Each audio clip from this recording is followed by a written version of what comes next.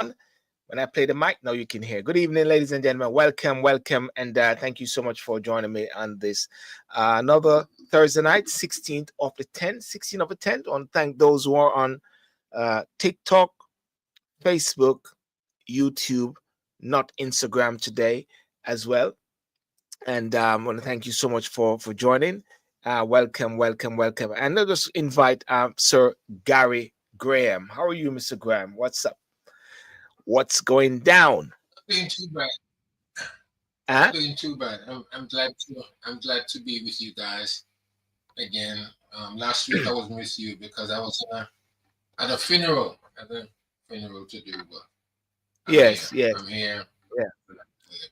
Well, Gary, thanks for coming on. And there's always what should I say? So many different things happening. We always keep saying each week is a new development. I mean, this week is so packed. You can just say about what's happening in the Middle East with the peace deal, whether the peace deal is gonna stay still or what, or you can just talk about is China a threat to the UK, you know, and or you can talk about Jamaica, whereby the prime minister still hasn't signed up to the seven codes of conduct with his team, yet the opposition leader has done that, and uh, and the prime minister want some of this case that he had in court to be quiet, you know. So there's so many different things, but I felt I wanted to, I felt I wanted to touch on the whole aspect of should I go China? Let's go with China. Let's go with China. Is China a threat? You know, because there's something big going down. There's something big going down, and there's a strong possibility, Gary. There's a strong possibility that Keir Starmer could resign. Right? There's a strong possibility that there could be something whereby he has misled the House, which is one of those grave sins in politics in the UK, misleading the House in regard to this particular case. I don't know if it is you can hear me clearly. There's no echo or anything, Gary. No.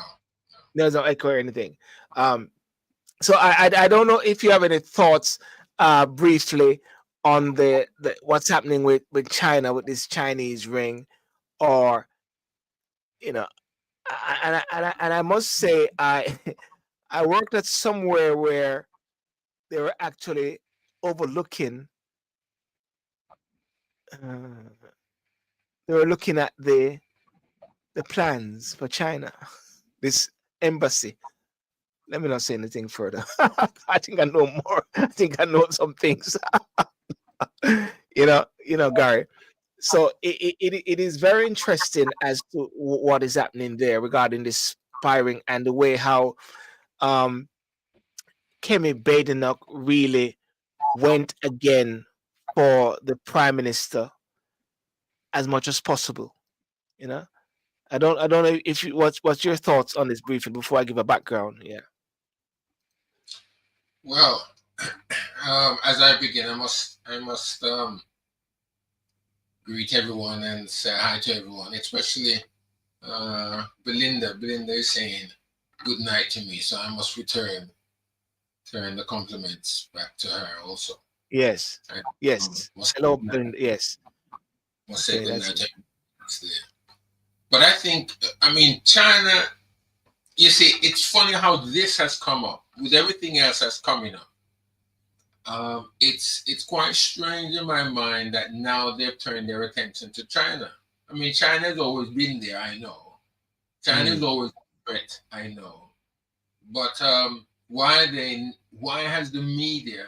It would seem the media machine is is now making a big play as if something else is happening. Something else has happened other than China, and I think that they're trying to get um the minds away from whatever is happening to China now, mm, because um, okay, I understand the Conservative Party.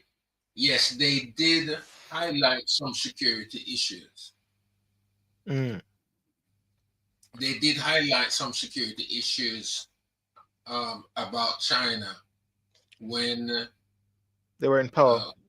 they were in power. I understand that, and it's taken quite a while really for it to come back into the political framework now. Yeah. Obviously, because to me, Starmer has bad press coming on him. I think now that they've leaked whatever they have done, they've allowed the affair China, the China syndrome, to kind of try to overshadow whatever is happening. But you see, it's been to me, it's a bad decision that Starmer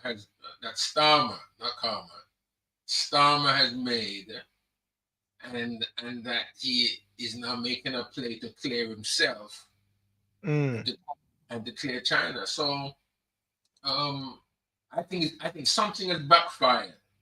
Yes. Has backfired. Obviously, I mean, I don't know what details you have that you can disclose, but obviously there are details out there that the public really does not have any privy to. So whatever it is that they've planned or hope to have happened, in my mind, it hasn't happened. Because the Chinese state operative, what they say, present a daily national threat to the UK, and this is what the head of MI5, Sir Ken McCallum, has said. You know, the government and the Crown Prosecution Service are facing questions over the collapse of the case, and what was happening in the Prime Minister's question time. Keir Starmer kept alluding to the previous government. They were the ones who brought the case. They were the ones that supplied the information. Now that they are even actually trying to put the blame and show under the bus the deputy defense secretary or something like that. I think the deputy guy they're trying to put it on now. Which is when is the government going to start taking responsibility for the things that they're doing? I mean, every time something happens and it brings a negative effect, they blame 14 years. Yeah, they blame the previous government. Okay, fine. Whatever government may have been there before, obviously, there will be mistakes that they have done. But you can't, for the next 3 to 4 years, you can't then always blame the previous government for everything that has not just gone right. 14 years. 14 years of the Conservative and austerity and everything. They are the problem, and I kept saying all the while, when will they stop doing that? And I take you to the Prime Minister's question time. I mean, I'm not going to echo from myself, but it's from myself. I'm taking the Prime Minister's question time with the opposition leader, Kemi Badenoch, and just listen to this interaction. Mr. Speaker, thank you for marking 4 years since the terrible murder of Sir David Amess. I know that the whole House will want to join me in remembering our former colleague. He is very much still in our hearts and minds. The way he died reminds us that the security of members and this Parliament is paramount. So it concerns us all that the case against 2 people spying on members of this House has collapsed. It is simply unbelievable. Exactly as I expected, the Prime Minister had to be dragged out at the top of PMQs to give a statement that answers no questions. I don't know what they're laughing. I don't know what they're laughing at. We are talking about the security of this Parliament. He had to be dragged out to repeat only more obfuscation. It is simply unbelievable. It is simply unbelievable that he is trying to say the last government did not classify China as a threat. So I will refresh his memory. In 2021, the previous government's integrated review described China as the biggest state-based threat to the UK's economic security. In 2024, The Minister for Security said from that dispatch box that China poses a threat. But let's leave aside the government. In 2022, the Director General of MI5 in November classified China as a threat in his remarks. How is it possible that the government failed to provide the evidence that the CPS needed to prosecute? The substantive evidence was provided in 2023 by the previous government. That is when the witness statement was submitted. I am going to disclose it. They will all be able to read it. The substantive evidence was written and disclosed and submitted in 2023 under the last government. I noticed she didn't indicate whether ministers were involved in that at the time. Mr. Speaker, she questions what's in the review, the refreshed review in 2021 and 2023. Let me be clear. The then Foreign Secretary, sitting, I think, over here, the Honourable Member for Braintree, 1 month after the arrest, so absolutely the relevant time, gave a speech at Mansion House. It was called Our Position on China, setting out the government's policy. He said in that speech, summing up China as a threat in one word would be, his words, impossible, impractical, and most importantly, unwise. Foreign Secretary, Mr. Speaker, it wasn't just him. Mr. Speaker, the leader of the opposition was Business Secretary at the time. In September 23, the leader of the opposition said, her words, September 23, the relevant year, her words, we should certainly not be describing China as a foe.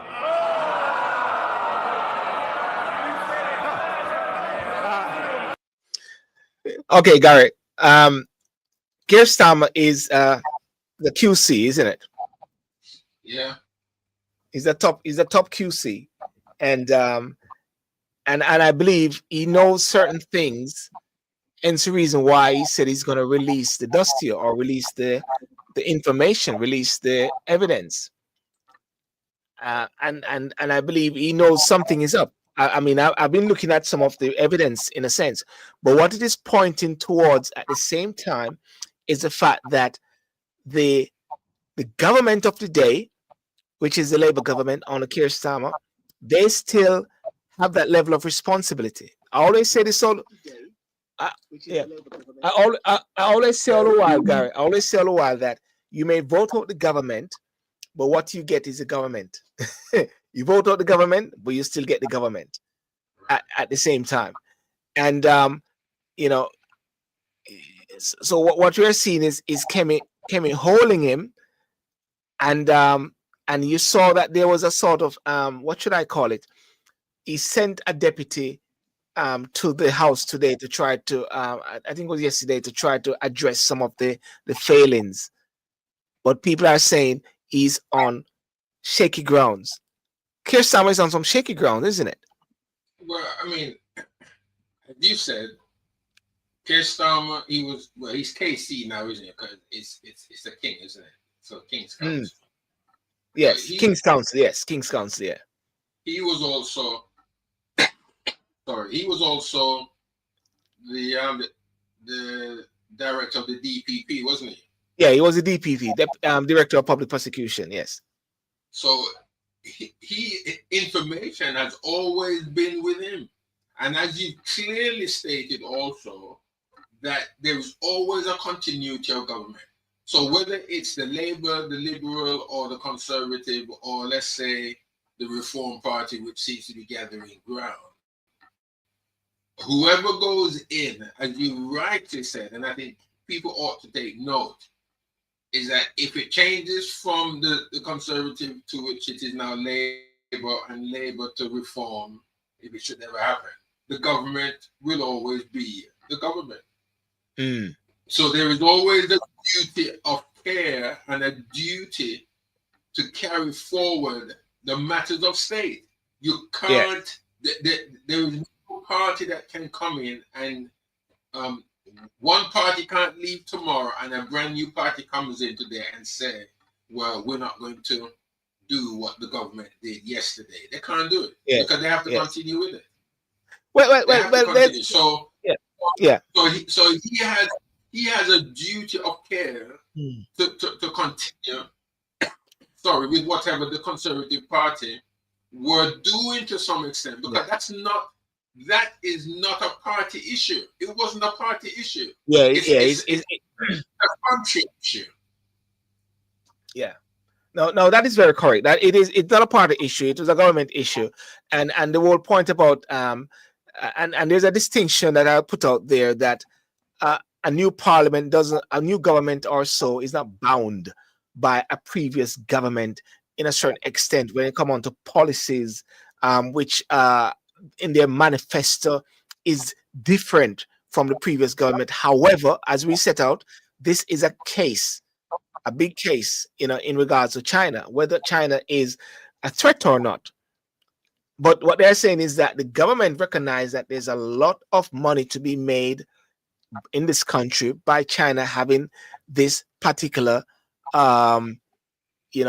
embassy, and this embassy is positioned, Gary, at a very strategic place, man. It is positioned somewhere very strategic. Do you know where it is positioned? Do you know where it is?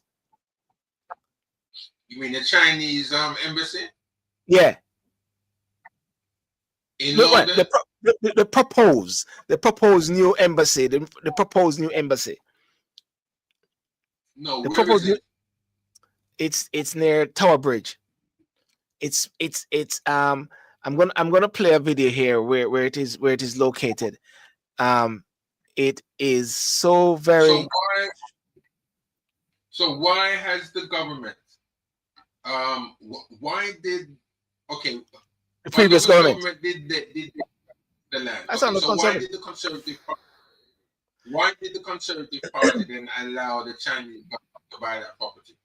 You see, that is why we're talking about. So both of them are complicit to a certain extent. Now listen to this guy here. Listen to this BBC person visited the location where the China plans to put its mega embassy. Listen to this. This is where China wants to build its mega embassy, right in there. That was the Royal Mint, where coins were produced, bought for £255 million. It would be the biggest embassy in Europe. It's controversial. There are plenty of people who don't.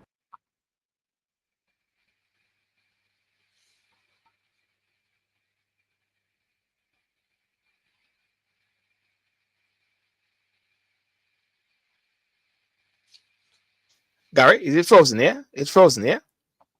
Yeah, it's frozen.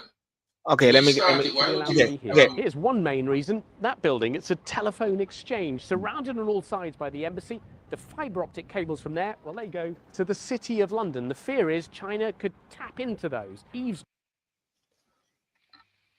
of some of our most sensitive communications. From this one point, you can see how connected everything is. That's the site. Round this way, that's Tower Bridge, Tower of London, the Shard, and the skyscrapers of the city right there.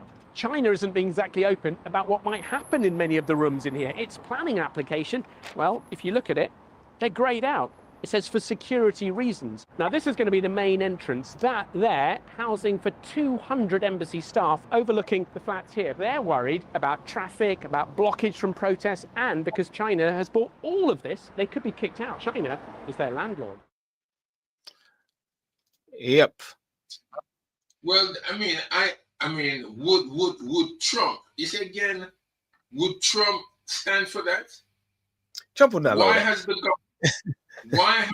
No? But even if it was in the United States, would Trump stand for that? Why has the British government allowed, whether it be conservative or Labour, it doesn't really matter. Why has the British government allowed for China, even if it was on the best relations, why have they allowed China to buy such a massive property, almost at that strategic position? Why?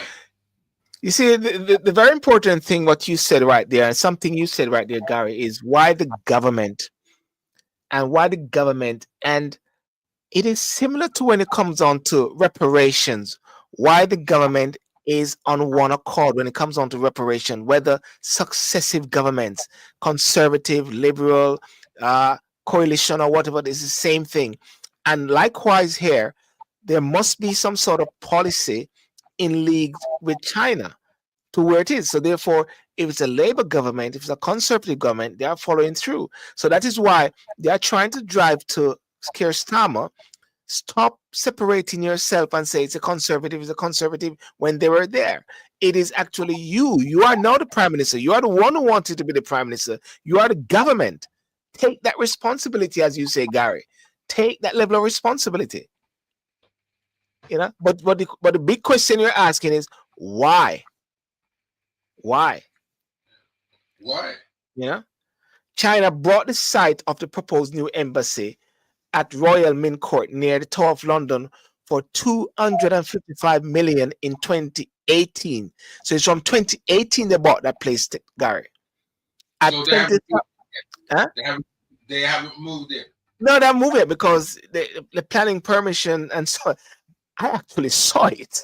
I saw that thing, at 20,000 square meters, the proposed complex would be the biggest embassy in Europe if it goes ahead. The pending decision on whether to approve the new embassy was already under close scrutiny because of concerns about the security implications of the plan, including the location, size, and design of the building, and some secret underground rooms. What are these?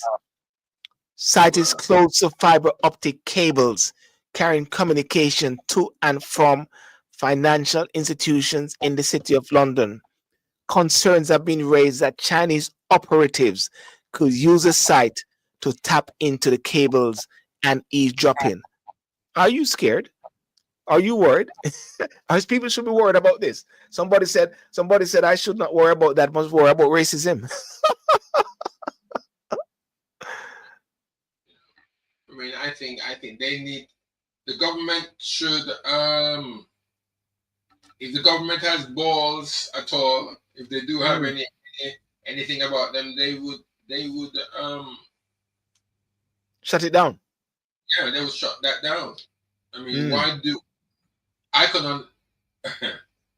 This might be a bit controversial to some extent, but I mean, if Germany or France or the United States wanted that building as an embassy, and if the United States came out and said they want it, then I wouldn't think that there'd be a problem with it. Yes.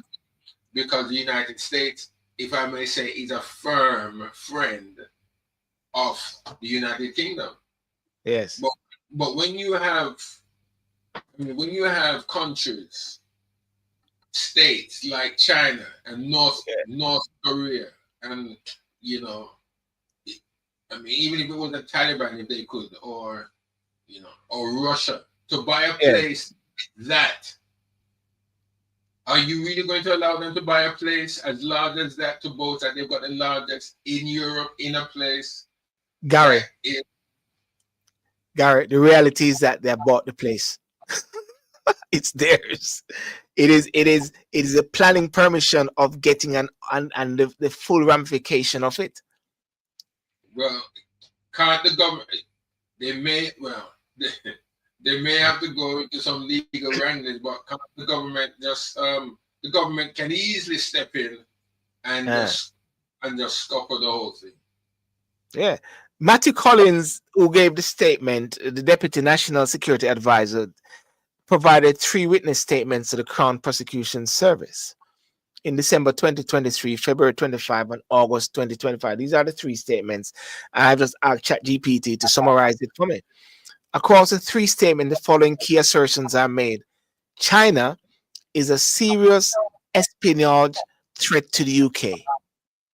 Collins described China's intelligence service as highly capable and as conducting large-scale espionage operations in against the UK to advance state interests and harm UK security. He says China is the biggest state-based threat to the UK economic security. Second point, espionage harms UK democratic institution and national resilience.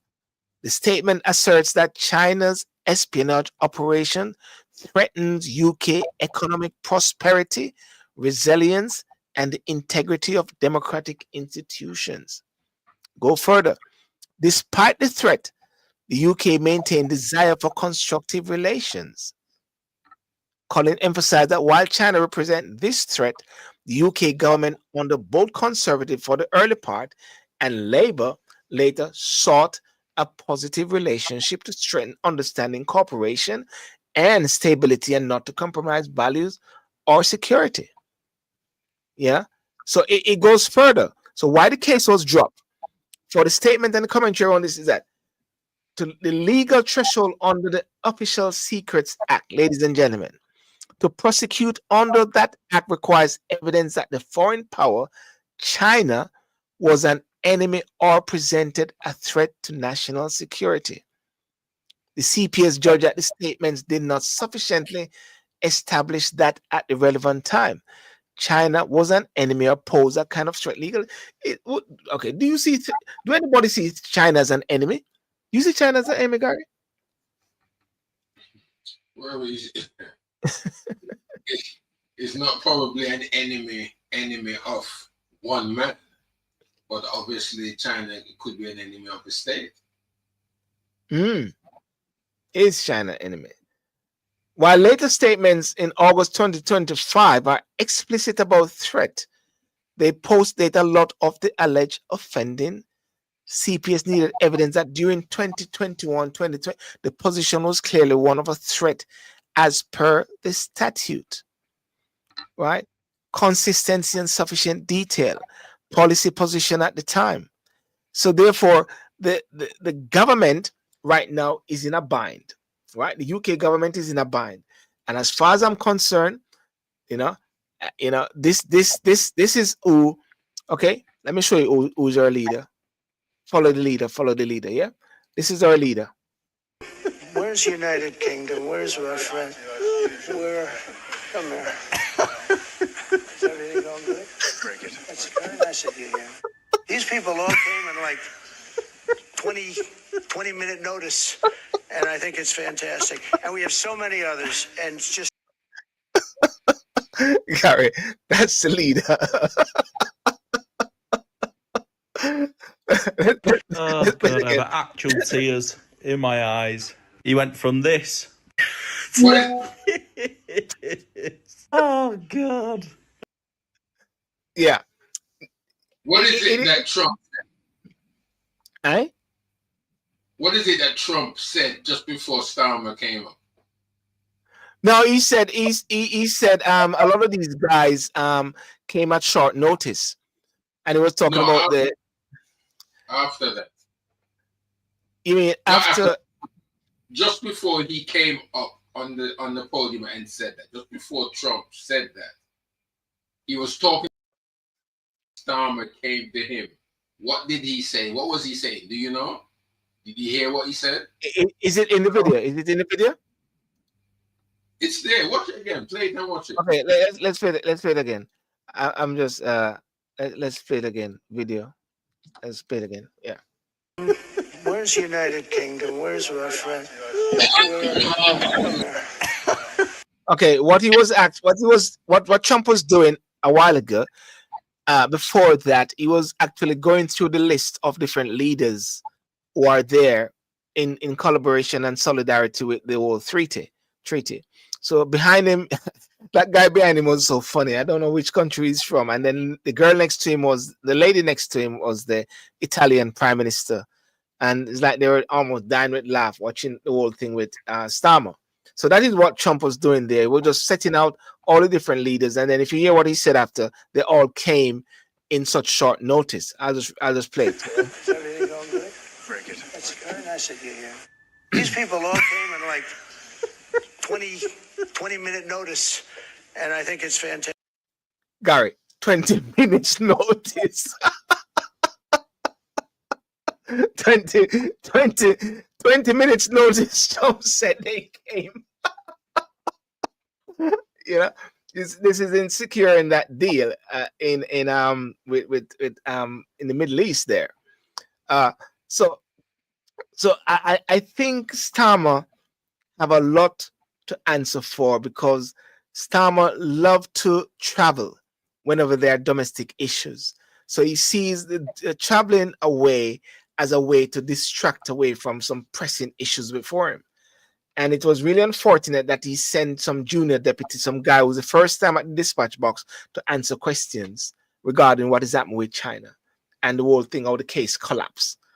And that is, and everyone is saying that is such a very serious matter, you know. So we watch your space. Well, time has gone so far. I told you we could talk about this China thing for the whole time, you know. But the Middle East, are we? Can we confidently say Trump is the man? When you say the man, Huh? when you say the man, what do you mean? When I say, well, I'll put it this way: Trump is a don. Is the one that rolls steam the whole what should I say, deal in the art of deal in securing the 20 hostages to go back home. And they're still trying to get the bot, because what the distinction I understand between Trump and Biden was that Biden wanted the Israel to pull back before they can actually start to get into some peace. But Trump's position was we need the hostages to go back home. That is what Trump was saying. We want the hostages to go back home, and then we'll talk, you know. And that is what has come with this whole thing. Now he's on the phone with Ukraine and Russia, trying to sort out Russia now. So as far as I'm concerned, I understand he didn't get the Nobel Peace Prize, but that is understandable because that nomination was done from January when all of this wasn't happening, you know. Someone said China isn't a threat to us here in Jamaica. Well, that's why we're talking about the UK. Yeah, because China seems to be buying out Jamaica. After a while, Jamaicans will have to start to speak Chinese. Ing pang hung plang hung pang pai hung pang paka pai pai hung pang pai paka piki pai pai a piki pai pai po. Right, Andrew? That is that is the whole thing there, you know, because China is the other day, even Chinese were demonstrating that they didn't get paid by Jamaican government. They were demonstrating and sick out, man. They ball out. But on a serious note, though, there's something which is happening regarding the Middle East peace, because there are some issues regarding the bodies, Gary. I mean, I don't. How can they find all those bodies? Those for those other they said they're trying to find these bodies who are in some rubble. Will they be? I mean, That's 2 years. yeah, they're too long too. They're taking too long. Yeah, because what Netanyahu has said. Hey, Kerry, how are you? Netanyahu has said is that the memorial for the victims of the Hamas-led attack on 7th of October is determined, what he said, to secure the return of the unalive hostages. I'm saying unalive because TikTok is open, still inside Gaza, and that the country will continue to fight terrorism with full force. Right? Benjamin Netanyahu made the comments hours after Hamas returned the bodies of another 2 hostages, but said it was not able to access the remaining 19. Apparently, one of the bodies that they presented was deemed not to be one of the hostages. So there has been fury in Israel that Hamas does not return all the bodies in line with last week's Gaza ceasefire deal, though the US has downplayed the suggestion that is amount to a breach. So I think many people have alluded to the fact that, well, not alluded to the fact, I wouldn't say it's a fact, that Netanyahu somehow don't want things to just settle like that, because he's using it as a distraction, in a sense, because of his case. Even Trump was advocating for him when Trump reached recently by saying, pardon the guy to the president, you know. So Israel has responded to the delay by threatening to restrict the amount of aid flowing into Gaza. Is that fair, though? Is that fair? Would you say that is fair? Can we say that is fair? No, I wouldn't. I wouldn't say I saw at all. Mm. Because what you're doing, yeah, you're penalizing hungry people. And I know Hamas, according to them, is the powers that the people have voted in. But I don't think it is fair for Israel to really hold back the aid, because lots of people are really depending on it. Seriously. I mean, a lot of people are depending on the aid, but Hamas also knows what the criteria is. The criteria was to release the 24 that was alive. It was 24, yes. Yeah. No, it is 20. All 20 living hostages were released in Right. exchange for 250 Palestinian prisoners, Okay. and the And number how much the, dead? the dead hostages is so far 9 came out of 28 so far. There are 28, and nine has returned so far. Okay. Well, Hamas needs to find them, because Trump did give them an ultimatum, didn't he? Mm, So they need to find it.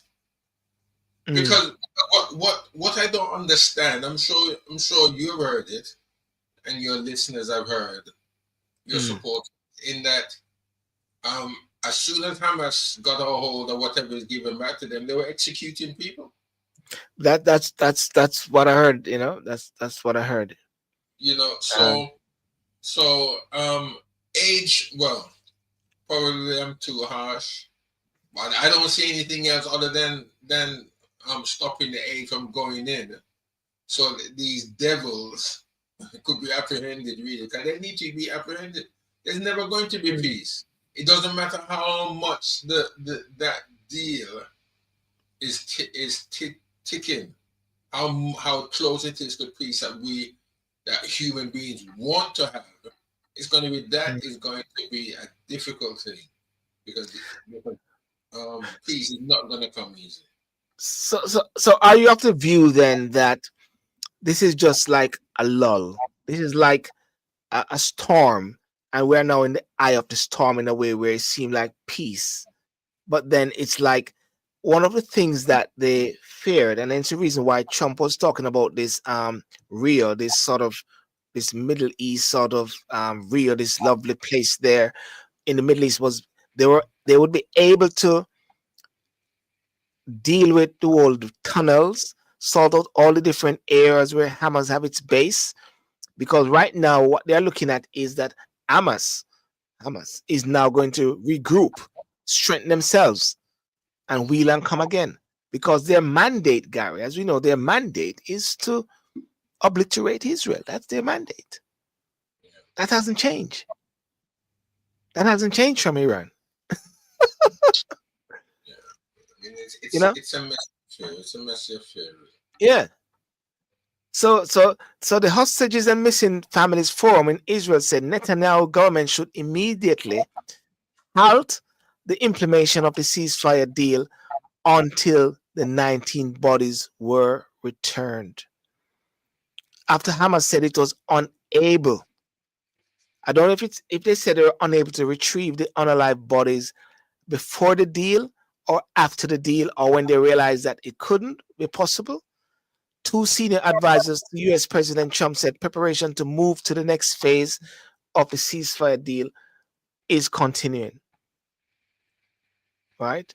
So we'll watch your space in regards to that, Gary. That is something which is um, uh, very, very interesting. But Trump has now moved over to Ukraine. He's now dealing with Ukraine.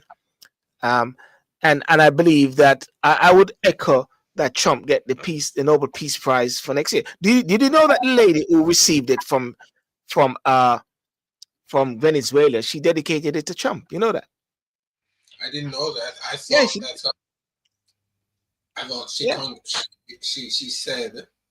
she said she was hoping that he would be the Nobel Peace Prize, but I didn't know that she had donated. Yeah. She dedicated it to the Venezuelan people, and also to Trump. And why? Because she's unable to travel. She's in hiding. She's in hiding in Venezuela. There, she's you know, she's hiding from Maduro people. So therefore, that's where she gave it to Trump. But I think you know, I was watching Trump the other day, and the guy worked hard. You know, I'm trying to say, you know, he works hard and so like that, and whether or not he gets it, I think the most important thing that he said, he wants peace in the Middle East and he wants peace in Ukraine. And all these wars are just unnecessary, totally unnecessary, Gary. You know what I'm trying to say? Totally unnecessary. Um, but I want to, before we wrap up, 'cause we always have you know that in Jamaica, and I alluded to this last night when I was on TikTok. The opposition leader, which is Mark Golden, and his 28, well, the 28 MPs and himself, who in the recent elections, along with the senators, spokespersons, they signed the Nolan Principles, the Integrity Code of Conduct, the 7, Gary. Yeah. 7. Now, I'm not saying that the Prime Minister and the 35 MPs, including himself, have signed it as yet, and their senators. They didn't do it at the last election, Gary. Before the last election, they didn't do it.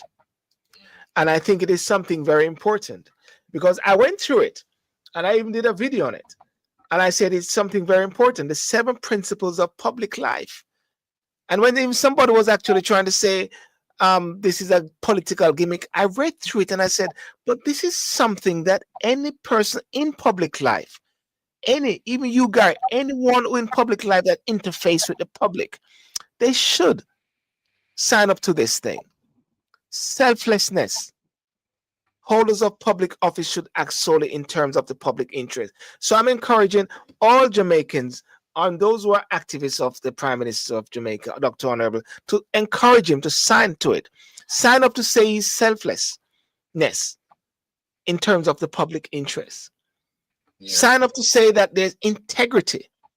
Holders of public office must avoid placing themselves under any obligation to people or organization that might try inappropriately to influence them in their work. That is good stuff, isn't it, Gary? Yes, it's That's good. That's good stuff. There shouldn't be any question about it. Objectivity. Holders of public office must act and take decisions impartially, fairly, and on merit, using the best evidence and without discrimination or bias. That is good stuff, isn't it? That's good stuff, Mr. Prime Minister. That's good stuff. Somebody pass this video to Mr. Hollis. Accountability. Holders of public office are accountable to the public for their decisions and actions and must submit themselves to the scrutiny necessary to ensure this. That's good stuff. That's really good stuff. Openness. Holders of public office should act and take decisions in an open and transparent manner. Information should not be withheld from the public unless there are clear and lawful reasons for so doing. That is similar to why the Prime Minister has released, that is, Keir Starmer, released the 3 evidence. Release it. Honesty. Holders of public office should be truthful. Anyone in public office, whether you're a TikTok host or whatever like that, once you're interfacing with the public, integrity. I cannot even, I can't help but repeating this, Gary. I'm speaking to myself as well. That somebody can hold it up to me and say, Silver, you said this on 16th of 10th, 2025 at 21:53. You said it. Leadership. Holders of public office should exhibit these principles in their own behavior and treat others with respect. They should actively promote and robustly support the principles and challenge poor behavior wherever it occurs. Those are 7 good principles that anyone should actually seek to do. Yeah. You know, that's powerful, Gary. I think I'm going to go on TikTok after this and just maybe elaborate on this a bit. Just these 7 points. Yeah. So that's the thing there, you know. But yeah, so in essence, Gary, that's one of the big things, you know. Unanswered questions, release of Chinese spy, Reeve is planning to target action on bills in budget debate. She's coming up with a budget debate in November for yes, I'm gonna come over there, Lexi D. I'm gonna go on TikTok. People are actually worried about this budget, you know, and if this budget, Gary, goes against the manifesto of Keir Starmer, when people are asking him the question, will you raise VAT? And he kept saying, we go with the manifesto, we go with the manifesto. And if they go against the manifesto, Gary, dog name them supper. Nigel Farage is going to be prime minister of the UK because they're going to have a snap election. They said if an election is called in the Gary, 433 seats will go to Starmer. Will go to Nigel Farage. Are you ready for that? Is the country ready? People say they want by their country, and Nigel Farage, you know. I mean, Nigel Farage recently won a case against a guy, what do you call it? Someone from the one of the migrants who threatened to unalive him, and he won the case recently. So that's the whole thing there, you know. Okay. So it's very interesting days ahead. Very interesting days ahead, Gary. Very interesting days ahead. I must say, you know. So yeah. Are you coming on TikTok? Are you gonna go on TikTok, Gary? Are you gonna go on TikTok? I don't think so. You don't think so? You're going on TikTok? If you go on TikTok, I'm sure I increase you'll get lots of people will follow you, and you go on to 50 tonight. Well, it's best that let me see the pull. Let me feel the pull. You want to feel the pull? You're not feeling the pull. You're not feeling the pull, Gary. Yeah, not feeling the pull. Well, listen. Anyway, I think somebody said you get. Somebody say you get. Somebody said tell him to come. You get some diamonds. Even somebody say come. You get diamonds, Gary. No, I'm not too sure. Not this time around. Not this time around. Gary, listen. I'm now a TikTok live agent. You know, so if somebody's really genuine about wanting to go live, no matter what they have, I can work it in a way with TikTok for them, as long as they're genuine and they show that they want to go live and blah blah blah. We irrespective of the figures that you have. You know, somebody said they can make you rich. Man, Gary, look at that. Somebody just right away make you rich. That would be great. I would welcome. Come, Gary, let me pull up your pocket. Somebody, they're pulling you, Gary.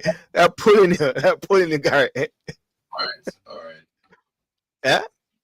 No. I said, okay, probably next time, not this evening. Not this evening. All right, Gary. Well, listen. I'm gonna go on TikTok for a bit and maybe just touch on the. See, somebody wanted to come on to talk. They said must open up the box. Somebody said going once, going twice, going 3 times. Gary, it's gone. Well, listen. It was nice having that conversation and keep it tight. Oh, by the way, this Saturday night I'll be having Mr. Patrick Morrison from Broker House. Broker House is Patrick Morrison, a good mate of mine, and he deals a lot with legacies and a lot with trust and deal with wills. He encouraged people within the Black community to really look at their health, their wealth, look at their properties, and so like that. And he's going to talk on that, and he uses the Marcus Garvey principles.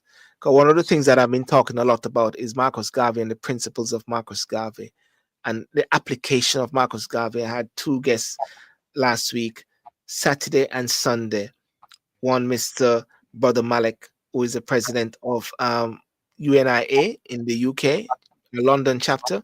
And then I'm going to be having, and then I had Stephen Golden, on Sunday night. I'm going to actually upload their videos, audio version on Spotify later tonight. I think I'm going to do that later. And then next Saturday, I'll be having the full president of the UNIA from Chicago. Chicago is going to come on as well. Yeah, we're going to do that and keep it going. All right. Okay. All right, Gary. So listen, have a good one. And God bless you. Ladies and gentlemen, thank you for those joining, those on TikTok, those on Facebook, those on YouTube. I'll be popping over to TikTok briefly. And all the best. Yep. Bless you. Okay, Gary. Peace out. Thanks. Bye-bye.